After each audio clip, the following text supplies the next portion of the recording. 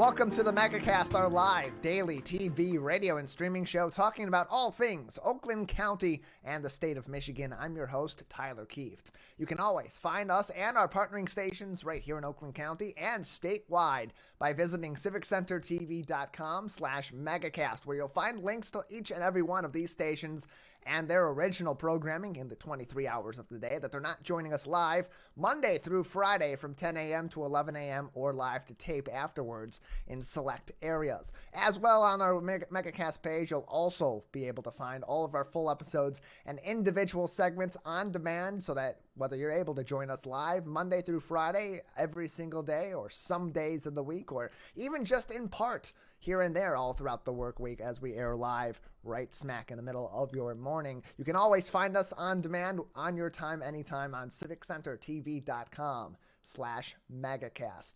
Another great resource each and every day of the week is our local news page on civiccentertv.com, where we will link to articles from publications all throughout the state of Michigan, making stories that are affecting you right here in Oakland County and all of us across the Great Lakes State. Our top story this morning comes from Justin P. Hicks at MLive. Memorial Day weekend travel may be impacted, of course, by road construction across the state of Michigan, but some good news is in order. Beginning this afternoon, the state of Michigan is suspending road work and is lifting certain lane closures across the state of Michigan. In fact, 55% of ongoing road and bridge projects will see road work suspended and most of those lanes reopened, as they anticipate millions of Michiganders and people from across the region, across the U.S., coming into Michigan to be traveling on our roads this Memorial Day weekend. Beginning at 3 p.m. today and lasting through 6 a.m. on Tuesday of next week, according to the Michigan Department of Transportation, those 55% of road projects are about just under 90 projects out of the over 160 statewide are going to have their road work suspended, and certain lanes will reopen. That's going to help with traffic flow on what's anticipated to be, as always, a busy travel weekend in the state of Michigan. That's already underway for those that either had left on Thursday, took an extra long weekend, or are taking a 3-day weekend today and may be on the road listening to us right now as they're leaving the Great Lakes area, the lakes area, and heading to some of our Great Lakes or up north for the holiday weekend. Some elements of projects, however, will remain in place despite these closures. That includes certain closures of shoulders along the highways and other roads, and lane shifts that may occur if it goes from maybe 3 lanes down to 2 lanes in certain spots. Some of those will remain in place. The acting director of the Michigan Department of Transportation, or MDOT, Brad Weiferich,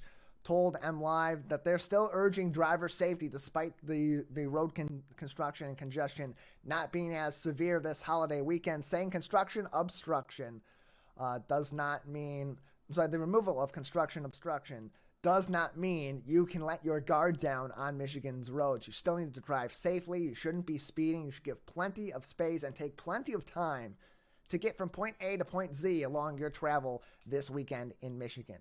Weiferich told MLive, quote, "You depend on us to fix the roads. Road workers are depending on you with their lives. Let's make sure everyone makes it home each and every night." So whether you're getting out on the roads before that 3 p.m. deadline today, where certain projects across the state, just over half of those projects will shut down for the Memorial Day holiday, you still need to be mindful there are going to be construction workers out on those roads before that 3 p.m. time and even after that 3 p.m. time in certain areas where construction projects will remain ongoing this holiday weekend. All the more reason why, if you start seeing those yellow cones, you start seeing those construction ahead signs, you should be driving even more cautiously than hopefully you already are on Michigan's roads to help keep yourself and, of course, those road workers safe each and every day.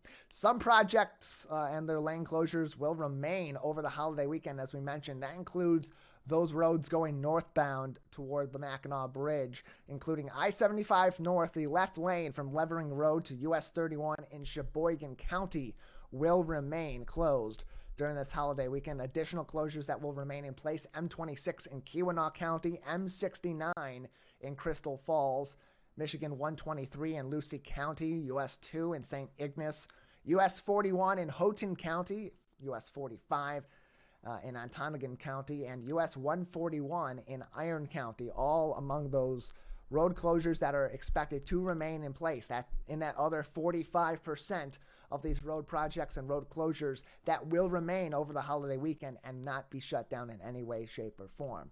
There are also additional closures on the west side of the state and others heading north in the state this weekend. You can find in this article from MLive. Also, they are warning you of parade closures across the state of Michigan in commemoration of Memorial Day, even before the actual holiday itself. That includes parade closures with slowdowns in Allegan, Eaton, Genesee, Huron, Ingham, Lapeer, Macomb, Oakland, Saginaw, Sanilac, Shiawassee, St. Clair, and Tuscola counties, all going to have a number of different Memorial Day parades and other events going on that may cause closures on those in-city or in-county roads, including possible outlets to the highways and the freeways in the state of Michigan. So plenty to put into consideration. All the more reason, plan in advance as best as you can. Give yourself plenty of time to get from wherever you are in our local area or across the state to wherever you're going here in Michigan or otherwise this holiday weekend. There's going to continue to be traffic and congestion and all of that because it's a busy holiday weekend, but some relief is coming this afternoon and all the way through 6 a.m. on Tuesday, just before you start your commute back to the office next week following the long weekend. Additionally, making headlines on our local news page today from Mark Hicks at the Detroit News. Yesterday, a crisis at Cranbrook schools in Bloomfield Hills as they closed early on Thursday due to quote-unquote concerning images. A staff member had come across an image that had been disturbing to them and potentially could have posed a threat to Cranbrook schools and had alerted their administration, who had then called local authorities. A shelter-in-place warning was issued at Cranbrook schools at 8:30 a.m. on Thursday, and all after-school activities were then immediately canceled. Police did eventually clear the shelter-in-place warning and said no threats were found on the campus of Cranbrook schools. However, an investigation will continue into this matter. In a statement, Cranbrook officials said, quote, "We anticipate that all Cranbrook schools and Cranbrook educational community activities will resume as typical tomorrow." In this case, that's today, Friday, and that school will be in session in all schoolhouses, and closed quote. It's worth noting this comes after threats were made at Chippewa Valley High School earlier this week that led to closure of Chippewa Valley for 3 days and led to an early dismissal on the initial day of those threats. So not the only threats of this kind or potential threats of this kind, warnings of this kind coming through in our local area this week at Cranbrook yesterday and earlier on in the week at Chippewa Valley High School. This full article from Mark Hicks at the Detroit News can be linked on our website, civiccentertv.com, on our local news page. Read the entire article, all of its supporting materials, get all the details you need simply by clicking through on our local news page. We have it right there for you, so you don't have to dig through the website of the Detroit News to find the article that you're actually looking for. Just go right to our spot on civiccentertv.com on our local news page. All these articles can be found right there. Just click right through on the headline or on the picture or on the link at the bottom that we always say that says, hey, to read this full article, click here. We encourage you to do that. They do hard work over there, keeping you updated on these stories, finding more updates on these stories, continuing to tell these stories as they develop. Highly encourage you to follow along as they do so. Amazing journalism being done here in the Detroit area and across the state. You can find links to that on our local news page. In addition, today, making headlines from Matt Mencarini at the Lansing State Journal. More info has come in on the February 13th MSU mass shooting that left 3 students dead and 5 more hospitalized for several weeks. The 43-year-old gunman's search history was investigated. This is part of a over 90-page police report from the MSU Police Department that was made public earlier on this week. The gunman allegedly had watched YouTube videos on school shootings in the days before the February 13th mass shooting. February 11th, in fact, he had watched YouTube videos on school shootings, and 2 other warrants stated that he also watched various videos of MSU campus tours. In addition, the 43-year-old gunman who had killed 3 on that day before taking his own life searched the Dunham's Sports website and made purchases of ammunition from a Dunham Sports location, although that location specifically was not identified by the MSU Police Department and Public Safety Department. Police continue to state that the shooter had no connection to MSU prior to the shooting, although another report from the Detroit News, and this is behind a paywall, so if you're a non-subscriber to the Detroit News, you will not be able to see this article in full. All the more reason we encourage you, if you have the means to do so, to subscribe to all of these publications, whether it's the Detroit News or the Lansing State Journal or others, and keep up to date on these stories, especially those that are providing critical updates on certain stories that have developed over the course of time. We're not going to give you full information from that article either that we've gotten from behind that paywall, but just to say, because it connects to this story, the Detroit News is saying in that 91-page police report, it also had stated that the shooter was allegedly beat up by some MSU students prior to that shooting, per a tip that was provided to the MSU Police Department as they continued their investigation in the days and weeks following the shooting in February. The report also included the exact location within the MSU Union where Brian Frazier was killed by the gunman on that night. We will not disclose that. You can read that in the article. I don't find that to be something appropriate to state on a live air today. You can read that if you are interested in that information. Also in this report, the timeline of the shooting has been clarified and more details have been added. At about 7:39 p.m., the shooter had exited a bus on Grand River Avenue, right on the heart of MSU's campus in the northern side, and crossed the street to Berkey Hall. There is a bus stop just right across the street from where Berkey Hall is on Grand River. You get off of certain buses, including the one bus that goes between Grand River Avenue in East Lansing and the downtown area of Lansing. Presumably could have been that, although they did not identify the specific route that the shooter had taken that night. The shooter, after exiting the bus around 7:39, had crossed the street and gone into Berkey Hall, where, of course, that is where the shooting began. He then ventured over to the MSU Union, exiting the Union and leaving campus at approximately 8:26 p.m. The shooter was identified by a Capital Area Transportation Authority, or CATA, bus driver as a passenger on their bus that was then passed off onto another driver at a station along the way, and that the shooter had allegedly exited the bus at the Radisson Hotel stop in downtown Lansing. That was just a little bit around, that was between 8:26 and about 11:53 p.m., because at 11:53, this has been reaffirmed, officers approached the shooter at the corner of Lake Lansing and High Street in the downtown area. The shooter then was approached by an officer, was told to stop in place and address the officer, and the shooter then turned his weapon on himself. Shortly after that, he was pronounced dead on the scene. That's the timeline we now have updated from the MSU Police Department and Department of Public Safety per this 90-plus page report released earlier on this week. Since the shooting, certain security updates have been made at Michigan State University, including their first video surveillance system update in over a decade. In addition, locks have been added to campus doors, including classroom doors.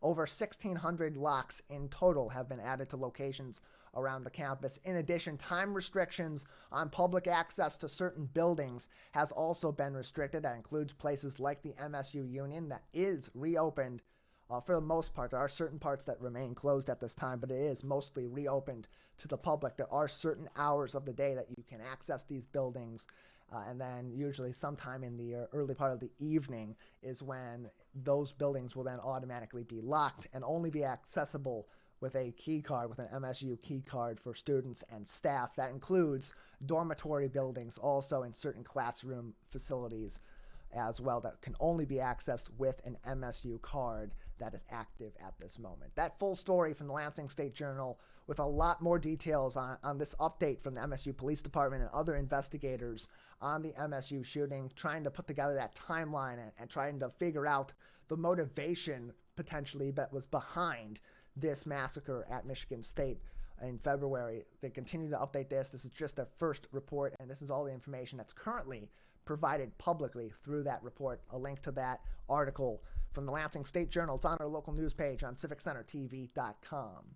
Finally, making headlines today on our local news page from Paul Egan at the Detroit Free Press. Lawmakers in Lansing are proposing a bill to ban declawing house cats in the state of Michigan. This is House Bill 4674, sponsored by Representative Jimmy Wilson Jr., a Democrat from Ypsilanti.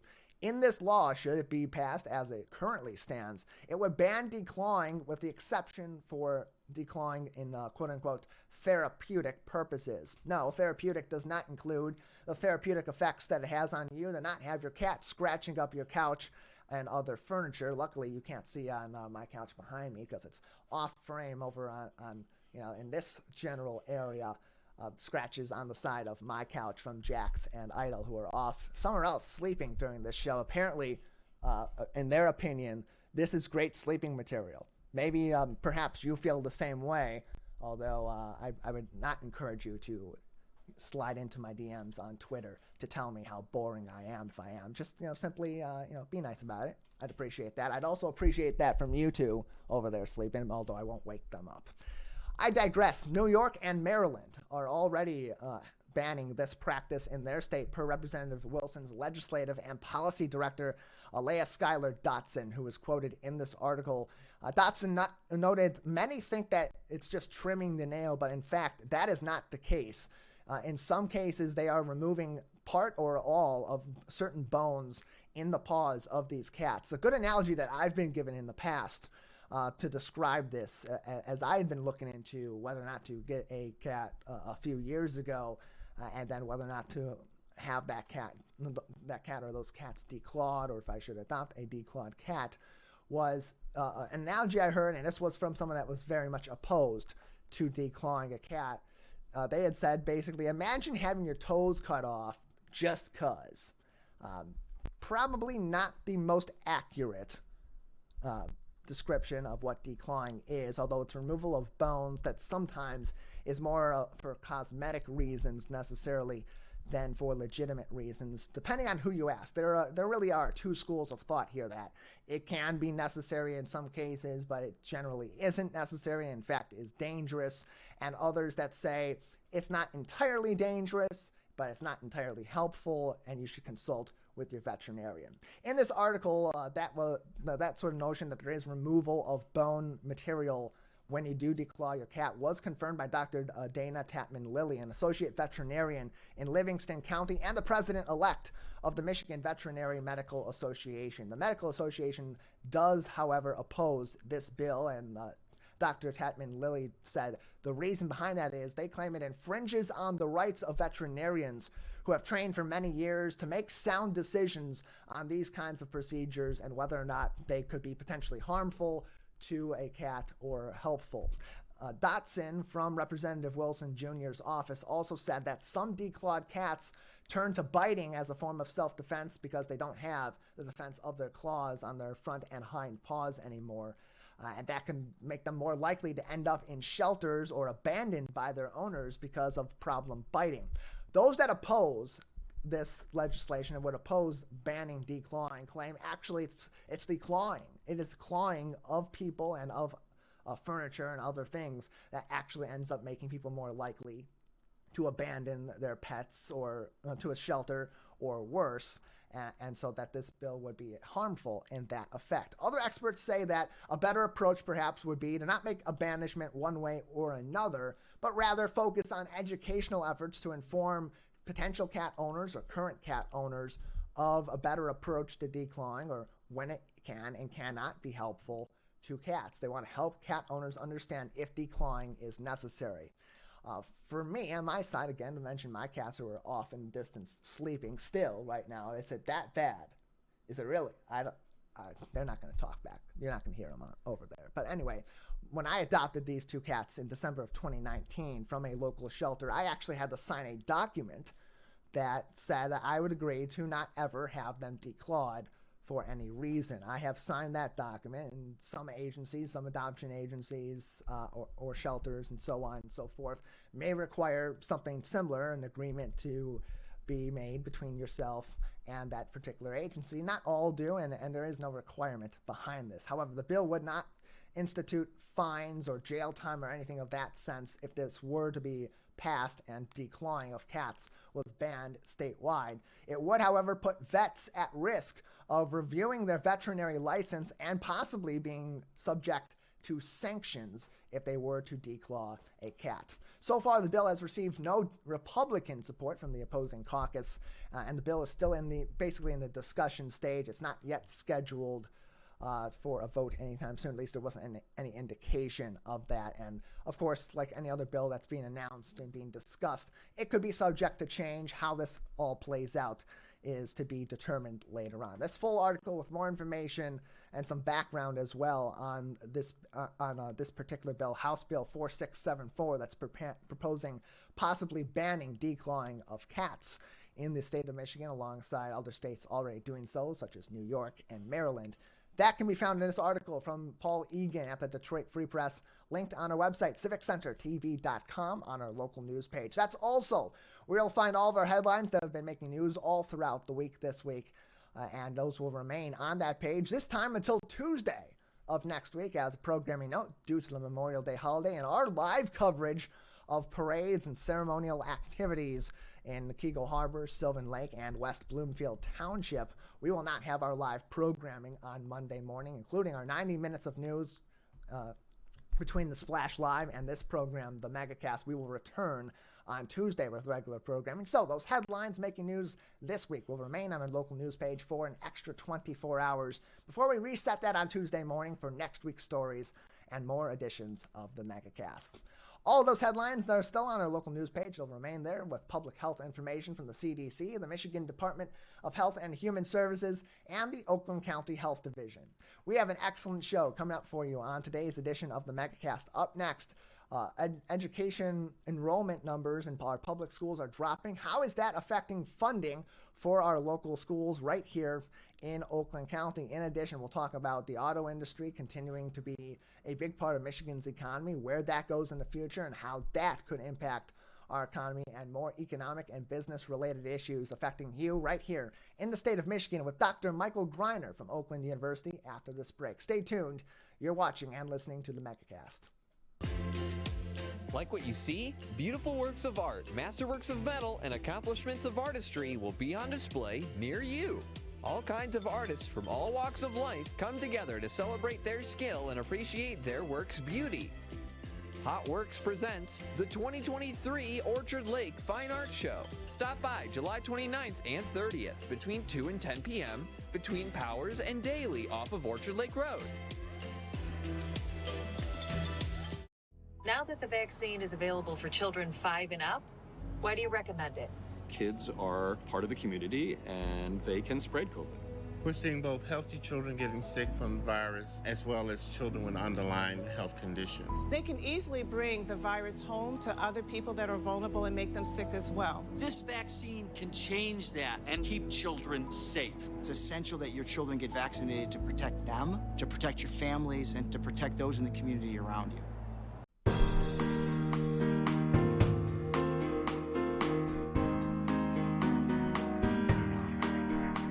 Welcome back to the Megacast, our live daily TV, radio, and streaming show, talking about all things Oakland County and the state of Michigan. I am your host, Tyler Kieft. You can always find us on our website on civiccentertv.com/megacast, as well as all of our partnering stations, including community television and radio stations, public TV and radio stations in your communities all throughout Oakland County. We are here in the greater West Bloomfield area with our flagship station, Civic Center TV, also in the Lakes area on the media network of Waterford, in northern Oakland County, live to tape on Orion Neighborhood Television, as well as in the Birmingham-Bloomfield area on TV, on Birmingham Area Municipal Access, and on the radio, our radio partners, each and every day, live, 10 a.m. to 11 a.m., the award-winning high school radio station, 88.1 FM, The Biff, and a shout out to them for joining us on the radio each and every day. You can find all of those original programs from those other stations on our Megacast page. In addition, on our civiccentertv.com/Megacast website,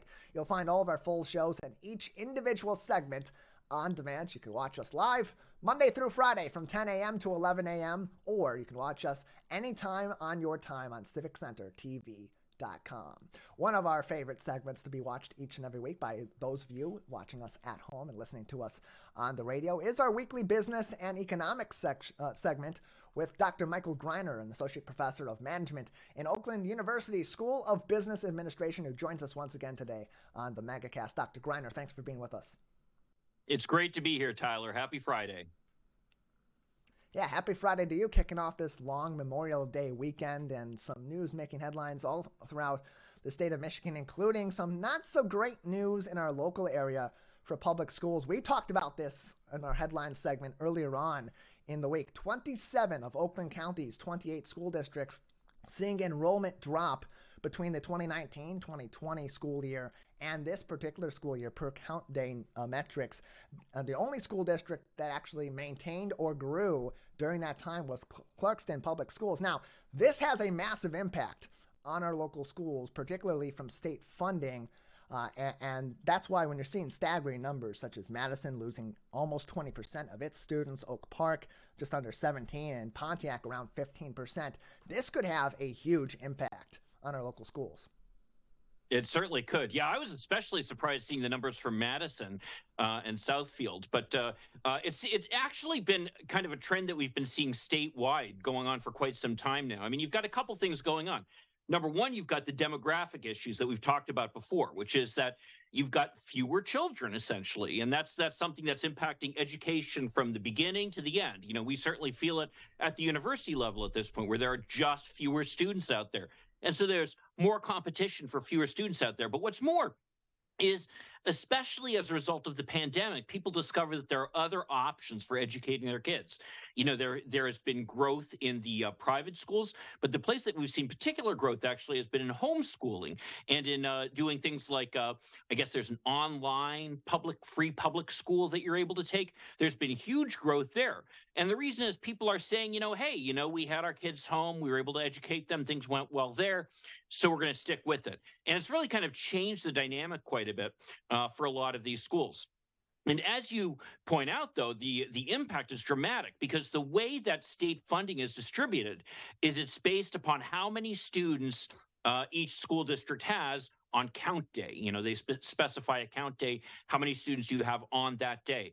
And seeing the declines in so many of these districts means that they're going to have less money coming in. And the decline can be quite dramatic. I mean, if you have a decline, I saw one example of about 25 students, that can amount to about $225,000 in less revenue. I mean, you could imagine that could mean a couple of teachers then who have to be laid off, and it can have a huge impact then on the operations of the school district. So I think that we've got these long-term dynamics that are going on in the education space, and it's going to be really interesting to see how they develop over the next few years. What's been really interesting too, and this has caught my eye, is given the economic issues we've had, given the job number issues, given issues with inflation, costs for the average family are most definitely on the rise. And so you would think, given that, public school would be the option of choice even after the throes of the pandemic, especially now that we're back into a more normal sense of education as we are in so many other areas of life. But that's not necessarily the case. In fact, we're seeing charter schools continue to have steady or rising enrollment numbers. In fact, the Oakland Press earlier on this week, they had an article, that's one that I was referencing from our website, by Matthew Farr. He noted that many of our Oakland County charter schools have seen enrollment stable over that 3-year period, 2019-2020. To present. One local academy, Lighthouse Connections, has seen theirs actually increase almost 5-fold. And in fact, thinking about the numbers and the costs, a great article today from the Detroit Free Press's Lily Altavina noted that a Detroit charter school, the Detroit Academy of Arts and Sciences, is looking to hire highly qualified, quote unquote, teachers for upwards of $100,000 a year. So surprisingly enough, these charter schools are rising. What is leading to them having such a monumental rise in enrollment, but even beyond that, having the sort of funding to be able to recruit highly talented teachers for great pay and maintain students? Yeah, the charter schools, it's an interesting business model that they've got essentially, which is that they're able to get the funding, the per student funding that the public schools would get if they're able to attract the students to their schools. So the way they operate is that they're able to offer, maybe more innovative approaches or maybe more specialized training. In fact, I can tell you from my own experience, my grandson goes to a charter school. It's a Montessori school. in Madison Heights. And the reason that he goes there is because the fact that, it's a different learning environment. It suits him particularly well. So he's able to benefit from it. And because of the fact that it's a charter school, they still receive the funding from the state. There's no additional cost then to the parents. So it becomes a very attractive situation. You have to remember, though, we're still talking a relatively small segment of the total school-age population, though. Still the vast majority of students are going to the local public schools, as they always have. But as we discussed earlier, even a relatively small drop in the student population can have a huge impact then on the bottom line of the local school districts. And that's what we're starting to see in some of these cases. Yeah, per the Oakland Press's article, again, to reference this great article with a lot of great detail from Matthew Farr at the Oakland Press. He referenced a loss of 25 students, just 25 students. That's maybe one classroom worth of students in an elementary school. Could cost as much as $225,000 in decreases for state funding for school districts. And you think about this, they're not losing typically 25 students. They're losing hundreds of students. That is millions of dollars that are going away from these schools. And Michael, I think about particularly some of the schools that were listed here in Oakland County as those experiencing significant losses. I think about schools like Pontiac and in Southfield and Waterford and Oak Park that in some cases have very low income areas or not having a lot of the tax dollars locally going into those schools. And this must be really heavily impacting schools in lower income areas, much more than those in affluent areas. Has to be another big concern statewide. Yeah, definitely. In fact, I was just reading another article actually where they were talking about the fact, I think it's Grand Blanc, that's offering a $10,000 pay raise to many of its teachers. So we're definitely seeing, again, kind of this division between the rich school districts and the poor school districts, which ends up being kind of this theme.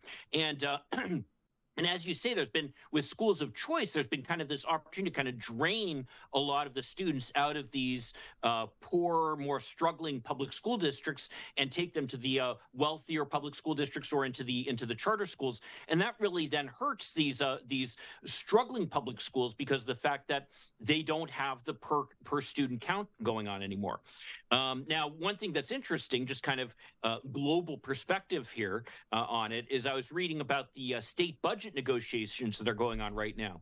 And one interesting thing jumped out at me, which is that there's been an effort to actually reduce the per pupil funding for some of these online schools, which have really been growing very quickly.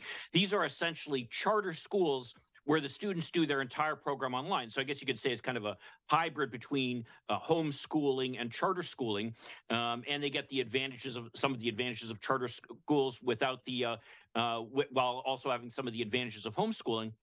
And what the legislators are saying is that, hey, these school districts, number one, these charter schools are essentially taking students out of the school districts. And number two, they have lower costs anyway. They don't have to pay for the building. They don't have to pay for the heating. They don't have to pay for all the costs that are associated with actually having a physical school that you're operating. And yet they're getting the same per pupil funding that some of these more traditional schools are receiving. So there's an effort actually in the legislature right now to say, hey, maybe they shouldn't be receiving as much funding.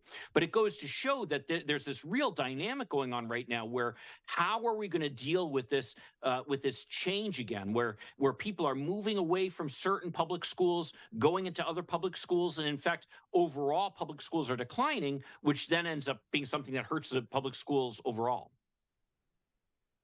Yeah, we saw during the COVID-19 pandemic those major disparities that were in place between schools in poorer districts versus those in richer districts. That's what created this necessity to explore better ways to fund our education system here in the state of Michigan. It seems, however, in this current state right now that we're in with public education and enrollment issues, old habits continuing to creep back in. Joining us on the Megacast today, Dr. Michael Greiner, Associate Professor of Management at Oakland University's School of Business Administration, as he does each and every week, joining us for a weekly business and economics segment on the Megacast. You can find all of those on our website, civiccentertv.com/Megacast. Staying on topic of the state budget negotiations, while those in the federal government have a spat back and forth about raising the debt ceiling or defaulting on our loans. Those in Lansing are actually negotiating the budget for the next fiscal year. And right now, looking like record-sized budgets both in the House and the Senate. The House proposing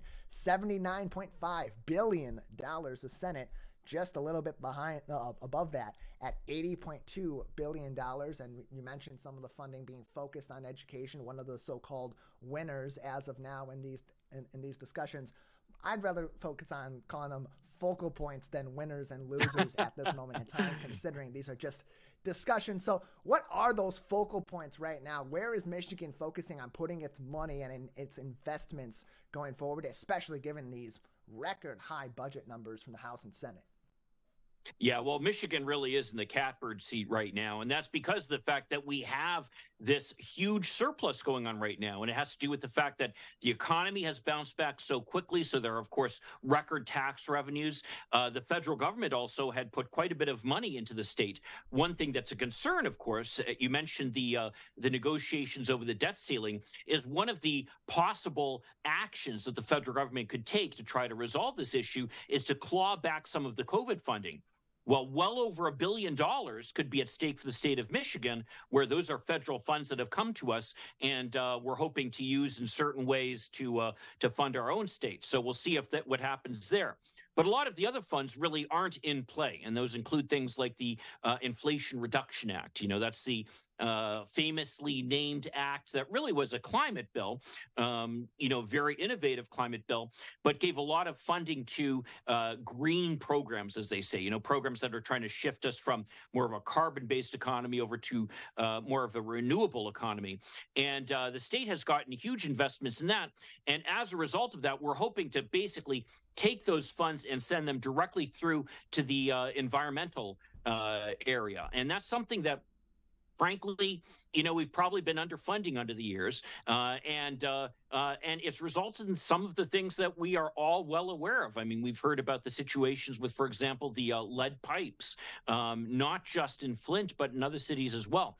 And so that's one of the areas that the state is trying to put funds. They're trying to work more on environmental cleanup and remediation, that type of thing. So certainly the environment, as you say, is going to be a key focal point in this budget, and as well as education, which is going to be a big priority. And of course, I'm glad to see it as a faculty member at a state university myself, that they're making a big priority, not just out of the K through 12 public schools, but also the higher education. And it just makes sense. I mean, this is something that's a priority for the state. They've talked about the 60 by 30 plan that they put together, where the goal is to try to get 60% of Michigan's adults educated with some type of post-secondary education by the time we get to 2030.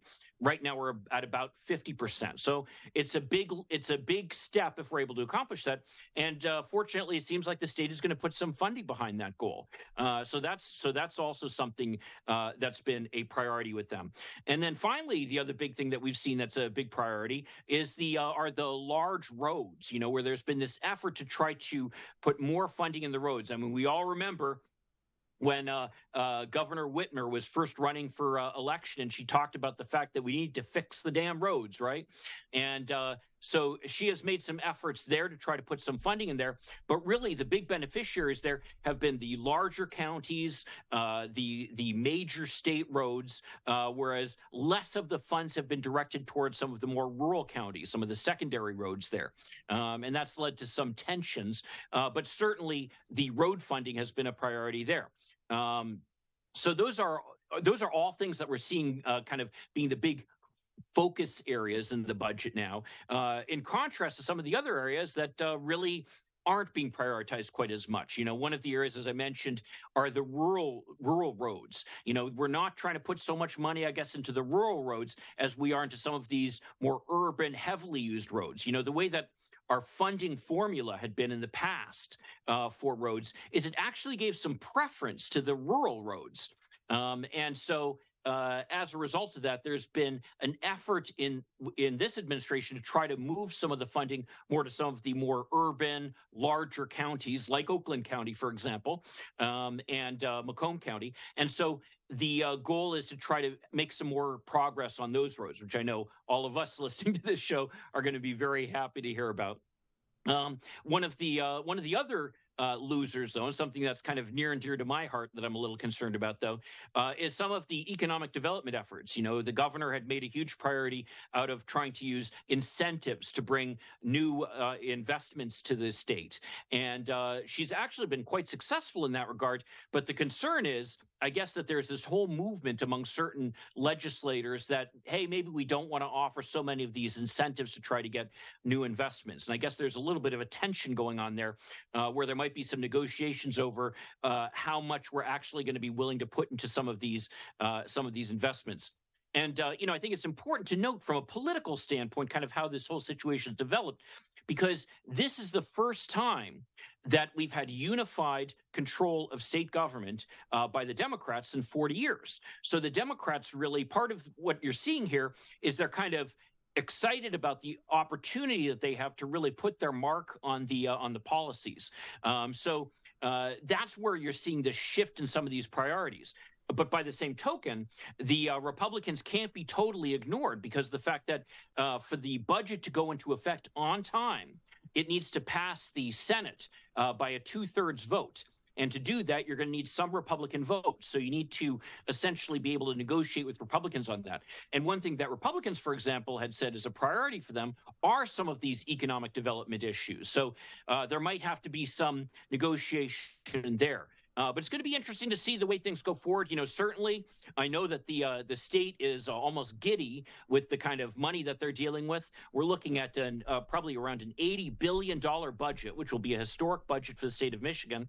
And, if they're able to make progress in some of these areas, I think that it would certainly be a great investment for the long term. Yeah, certainly things we're going to continue to see be big in the news on the business and economic side in the state of Michigan. Where are they investing this money, especially into the damn roads? Because of the COVID funding that has come in over the last few years, these projects really being kicked into high gear before that funding runs out. That's been an emphasis statewide. Dr. Greiner, thank you as always for joining us. Appreciate your time. It's great to be here. Have a happy Memorial Day weekend.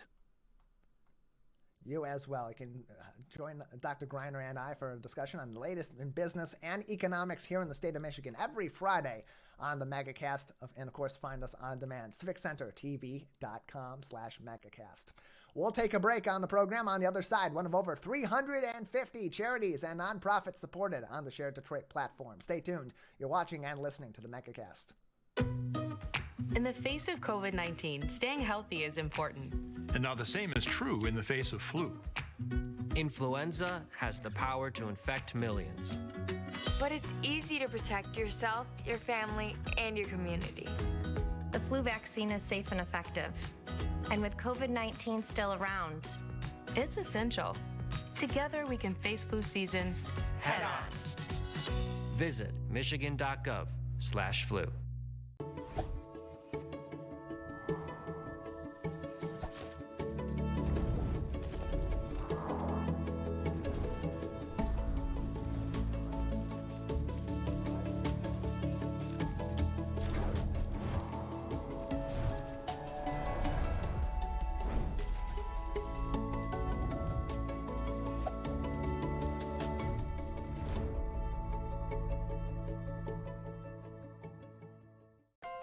Many people are feeling overwhelmed and struggling with mental wellness these days. So be kind to your mind. Give yourself permission to breathe. Share your feelings. You are not alone. Have hope. Talk to a Stay Well counselor for free confidential help 24/7 through the COVID-19 hotline. Ronnie started doing prescription pills at the age of 15, and by 19, he died. If your child is struggling with drug use, try not to be too proud to reach out for help. Don't be worried about what the neighbor will think or your family. Just get your child the help they need. Sometimes it's the hard road to take, but the hard road is nothing compared to living with the fact that your child is no longer with you.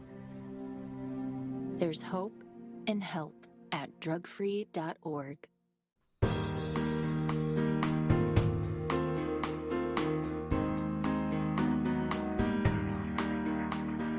Welcome back to the Megacast, our live daily TV, radio, and streaming show talking about all things Oakland County and the state of Michigan. I'm your host, Tyler Kieft. You can always find us on our civiccentertv.com website, on our Megacast page, civiccentertv.com/Megacast, where you'll find links to all of our partnering stations and their original programming in the 23 hours of the day that they're not with us live and live to tape, and find our full shows and each individual segment on demand as well. civiccentertv.com/Megacast, the place to go for all of that. Joining us now is one of over 350 charities and nonprofits supported on the Shared Detroit platform. Paula Guthat is the co-founder and the executive director of Cinema Detroit and joins us now on the Megacast. Paula, thank you so much for being with us today. Thanks, Tyler. Thanks for having me on. Yeah, glad to have you on as we take a focus on the arts in the city of Detroit and the metro area, particularly independent film. Tell us about Cinema Detroit, who your nonprofit benefits, and what are some of the services that you're providing in our local area? So Cinema Detroit is an independent nonprofit art house movie theater. And we are offering two things: access to film in the city proper, and then access to film in the metro area, films that might not otherwise be seen to the entire metro area. So that's basically what we do. We show a wide variety of films, and we also do a lot of film-related events, such as discussions and film festivals and things of that nature. So film-related events that are really unique to us. And it's interesting, too, because the state of Michigan has such a passion for filmmaking. We know back in the days of the film incentives, not only did Hollywood love to come to the state of Michigan, but those that were already making independent films right here in the Great Lakes state were really having a field day putting their projects to life. So an organization like yours, how does that really help in the days after that to keep these independent filmmakers being able to have an outlet to show their films and enjoy filmmaking right here in Detroit and in the local area? Yeah, I mean, it's really important. I actually miss those days of the film incentive because not only were people able to make their living making film that got seen nationwide and around the world, not just here, but folks from the local area really like to see those films locally. So something like Lost River or It Follows were very successful for us because those films were made here. People wanted to see them near where they were made. Like it worked out well for everyone. And there is a campaign underway to reinstate the film incentive, which I'm 100% for. But yeah, we show a lot of local films as well. Just, after the film incentive, I mean, we don't just show local films, so we were able to keep going without it. But it certainly was nice to have. And since then, we've shown a variety of local films, from student films to local makers, films that have been, people have been working on them for years on end. And then we're happy to be the venue for them to show it either to their friends and family or to the public for the first time. And we do that a lot. So the film culture is definitely still alive, It's really cool to be able to do that. And then for them also to see their film screening at the same time as like a David Lynch movie or something like that, I've been told is a thrill for them. So yeah, the variety of films really works well.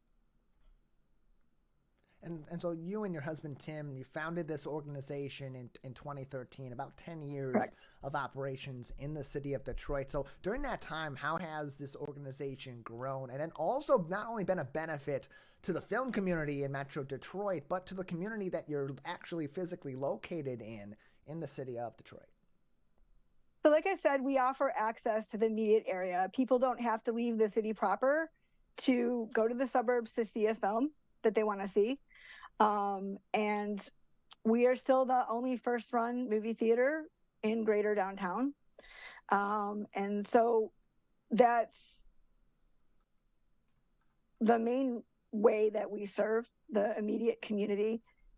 And then, like I said, we also show films that otherwise would not be seen in, the city, the metro area, sometimes the state, and sometimes the Midwest. So those are the two main ways that we serve. We also offer a gathering space for community groups. We've done many screenings where like a social justice or socially relevant documentary is screened, and then people come in and talk about it. And it helps, people reach an understanding and prompts them to action in their lives. And so basically, those are the main ways that we serve the city and the metro area and the state. And, we went from probably a few hundred our first year in 2013 to in 2019, probably 25,000 people are coming through our doors and seeing a film. So, it's definitely grown in that way. I won't lie, the pandemic did put kind of a damper on things, but we survived that, admittedly a bit smaller scale. We don't run 7 days a week anymore, but we're still showing the same quality mix of films. And, we started it because we lived on the east side, and we, there were some films we could see, but they were, 45 minutes to sometimes in the winter, an hour away. And the other thing is some films weren't even making it to this market. Like we'd go online and search for a film, and it was showing not only in New York and LA, San Francisco, but like Chicago. And then what really rankled with us was, like Cincinnati, Columbus, places in Ohio. We were like, well, wait a minute, what do those places have that Detroit doesn't have? So we decided to start an art house ourselves.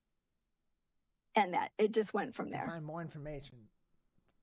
You can find more information on Cinema Detroit by visiting their website, cinemadetroit.org. You can also find them on Share Detroit's website on sharedetroit.org by searching Cinema Detroit in the Find a Nonprofit section, including more information on how you can contribute to Cinema Detroit and get involved yourself. And let's talk about some of those ways that people can get involved, Paula. How do they get involved in helping the organization continue to provide programming in your theater and those discussions, and other ways they can contribute to the film community in Detroit? Well, we're always looking for volunteers to help us out in our regular screenings and in our events. We are chronically understaffed, to be honest. I wear a lot of hats, and so does everyone else. And so if we have a big event, it would be great to have some folks on hand to help out. And of course, you get to see the films for free. And you get all the popcorn you can eat. So I think that's a plus as well. We are always looking for donations to support our programming. We don't get a lot of grants, to be honest. We survive on tickets and concession sales and, donations. So we're always looking to get help that way to keep the doors open. And the other way is to tell folks that about Cinema Detroit. If you visit and like what we're doing, pass the word along. We're on social media, Facebook, Instagram, Twitter, share out posts if you feel it. We have some really great films coming up, and you can also join our email list and forward it on to people that There's a lot of things you can do for free to help us out and keep things going. Again, more information can be found on those opportunities, both on their website directly at cinemadetroit.org and on Share Detroit's website at sharedetroit.org as well. Paula Guthat joins us, the co-founder and the executive director of Cinema Detroit, on today's edition of the Megacast. Paula, a couple minutes left before we need to wrap things up today. I want to give you some time to talk about some of the films that are either currently showing or will be showing very soon at Cinema Detroit. Okay, so next week we have a film called Sanctuary. It'll be starting Friday, June 2nd. And it stars Margaret Qualley and Christopher Abbott. And this one is, I would say, compulsively watchable. I'm not going to tell you too much about it. It's definitely for adults. It's about an executive who's trying to break up with his dominatrix. And it becomes something else several times. It's very twisty. So you definitely, the pace is like, in a lot of films these days, I think pace is slower and running times are longer, and that's fine. But this one is very quickly paced, and the running time is shorter, under 2 hours. And I think it's compulsively watchable. I'll say that again. Yeah, I think it's really it keeps you guessing, which not a lot of films do that with me. I've seen a lot of films, and this one kept me guessing. So. Like I said, definitely, 18 and up. Most of the art house stuff is like rated R and up. But I'm looking forward to people seeing that film. I think it'll surprise them. And then I have another film that I don't have a start date yet for. It's Cadeo Blanco from Guatemala. It is a thriller about a woman who goes out clubbing with her sister, and her sister doesn't come back. And the cops are like, well, we got to wait and see what happens. We'll just hope for the best. And she takes matters into her own hands. It's sort of a thriller / Western, again, from Guatemala. But don't be scared of subtitles. It's really good. It's a really excellent action film.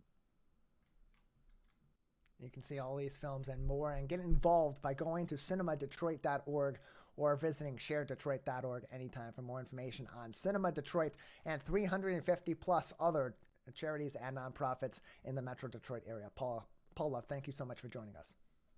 Thank you, Tyler. It's been a pleasure, and I really appreciate Share Detroit. They do a great job, and we've already gotten a couple of volunteers from our profile. We haven't been on the site that long, and they do really good work. So I'm happy to be here. It's always great to have Share Detroit charities and nonprofits join us on the program, and we appreciate their time, including yours. cinemadetroit.org is the place to go for more information.